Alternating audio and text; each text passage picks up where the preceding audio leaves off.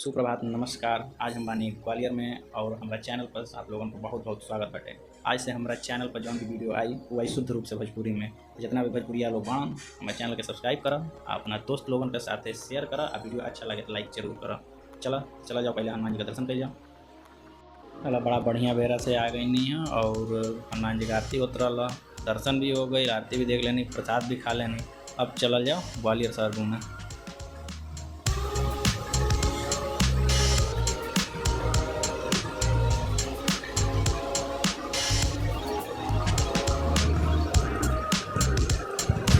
ठीक हमारे सामने दिख रहा बटे ग्वालियर का किला। आज हमने के घूमली ग्वालियर का किला पर आ गई बनी। और ये पीछे हमारा जौन दिख रहा बटे ये गुजरी महल हुए। हालांकि ये ग्वालियर का मेन गेट ना कहल जा सकेला, काहे से कि ग्वालियर का किला जब बनल बा ओकरा बाद ही बनल। अब हमने के आगे में जो गुजरी महल हमारा ठीक दाहिने हाथ में बाटे और एमा आज के डेट में एक एक म्यूजियम बना दिया गया बटे। हमारा दाहिने हाथ में के गेट दिख रहा हुई।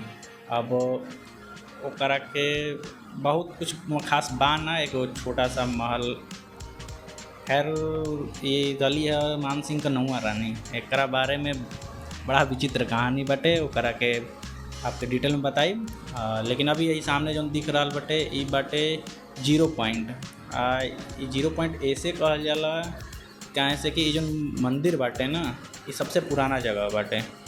एकरा बारे में यहाँ बगल में शिलापट पर लिखल भी बाटे।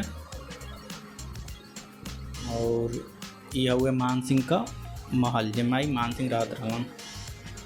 और ये जौन विष्णु भगवान का जौन मंदिर दिख रहा बा एकरा अंदर एगो शून्य लिखल बाटे जौन कि लगभग 1500 साल से ज़्यादा पुराना बाटे। एमा विष्णु भगवान का मूर्ति बाटे। जब हालांकि मूर्ति तो तोड़ दिहल गई बाटे, आप लोग देख सकी न जा, एकदम मूर्ति खंडित कर दिहल गई बा, लेकिन मूर्ति के ठीक नीचे शून्य लिखल बाटे।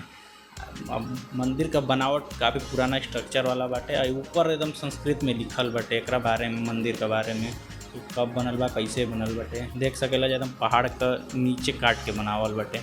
ठीक एकरा ऊपर वाला हिस्सा में असली जौन महल बाटे वो बाटे।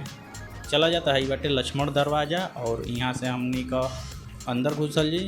अंदर जैसे हमनी का जाए जी तो सामने आप लोग के बहुत सारा मूर्ति किला में, मतलब किला के दीवार में बनावल मिले, लेकिन आज के डेट में एको माँ से मूर्ति सुरक्षित नहीं है, कुल खंडित कर दिहल बाटे। कुल मूर्ति कुछ 11वीं 12वीं शताब्दी में जब हमला भइल बाटे देश पर तब भइल बाटे, मतलब ओकरा बाद से चल गई बाटे, मुगल काल तक की परंपरा चलल बाटे। एक भी मूर्ति यहाँ सुरक्षित न दिख सकेले। हालांकि ये सामने एकदम ताखानी जो लोग कहते एहू में मूर्ति बनावल बड़ा छोट छोट बनावल बा, लेकिन ओहू के तोड़ दिहल गई बटे। अभी हमने के जैसे आगे बढ़त चल जाता है जाए, लेकिन ताखा नियन पुल बनल बटे। एमे देखाओ यहाँ सामने एगो छोटा सुरंग टाइप का बनल बटे। सुरंग ना कह सकेला कि गुफा कह सकेला। एकरा अंदर जौन बड़ा सा जलाशय टाइप का बनल रहल पहले के ज़माना में, एमा पानी सुरक्षित रखल जात हुई।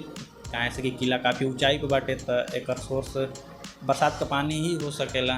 तो बरसात का पानी के एमा सुरक्षित रोक के रखल जात रहल। अब हमनी के पहुँच गई बन जाए एकदम किला पर। और ये असली किला, हालांकि किला 1500 साल पुरान बाटे, लेकिन हई जौन किला बाटे ये लगभग 500-600 साल पुरान बाटे। 1500 का आसपास कुछ बनल बाटे।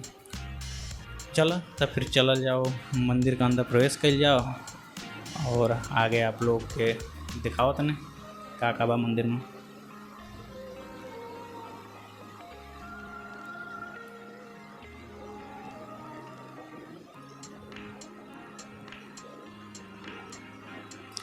ये हुए सबसे लास्ट दरवाज़ा जहाँ से एंटर कर जाला। हालांकि हमनी का जौन रास्ता से नहीं है जाए वो एगो इकलौता रास्ता ना रहा। और ये हुए मान सिंह के महल का अंदर का। एकरा ऊपर रानी लोग रहत लिया जाए, जब कोनो भी फंक्शन वगैरह होई माने नृत्य वगैरह तो एकर ऊपर व्यवस्था रहल। ओमा 9 गो झांकी दिखेले। और हई जौन सामने दिख रहा बा एकर नीचे जाइल जा सकेला। और एकरा बा हमारा बगल में जौन दाहिने हाथ दिख रहा बाटे एमा कोर्ट बन रहल, दरबार लागत रहल, जब मने कौन प्रकार का दंड वगैरह देवे के रहत रहल या फिर कौन प्रकार का सुनवाई करे के रहल। ई ग्वालियर के किला कोनो किला नहीं है भाई। ई जना तक 77 गो किला के मिला के एगो किला बाटे। कुछ ना तो किला लगभग 2.5 किलोमीटर लंबा बाटे। एकरा में आवे खातिर अभी हम बतावत रहनी एगो गेट से हमने कहीं नहीं है जा, खाली उहे एगो गेट नहीं है, एक ठे और भी के गेट बाटे जना से ऊपर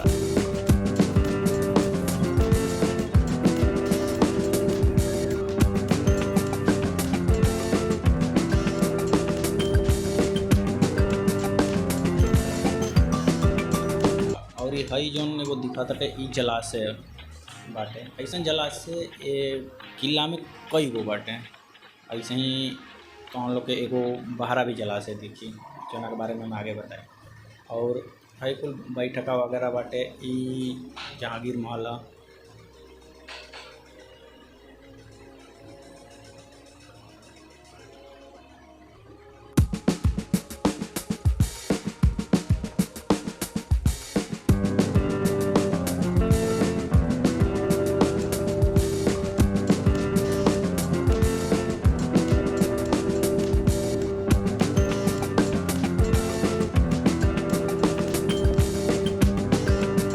ये वाला हिस्सा जौन बाटे ये हमके लगता कि यहाँ जैसे आटा चक्की होला ना, जैसे घर में जाता बोला जाला, छोट छोट जाता होता है जहाँ गेहूँ पीस के रोटी वगैरह बनत रहला, वो हमके जानता है। बहुत सारा जाता लागल रहल हुई बरामदा में, यहाँ से आटा वगैरह पिसात हुई, पूरा महल में काम चलत हुई।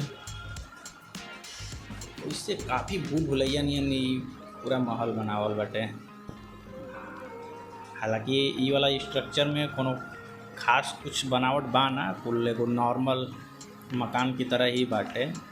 एकरा से ई अंदाज़ा लाग सकेला कि ई मुग़ल काल का बाद वाला फेज में ही बनल हुई, काहे से कि बड़ा बड़ा एमा इमारत नहीं है।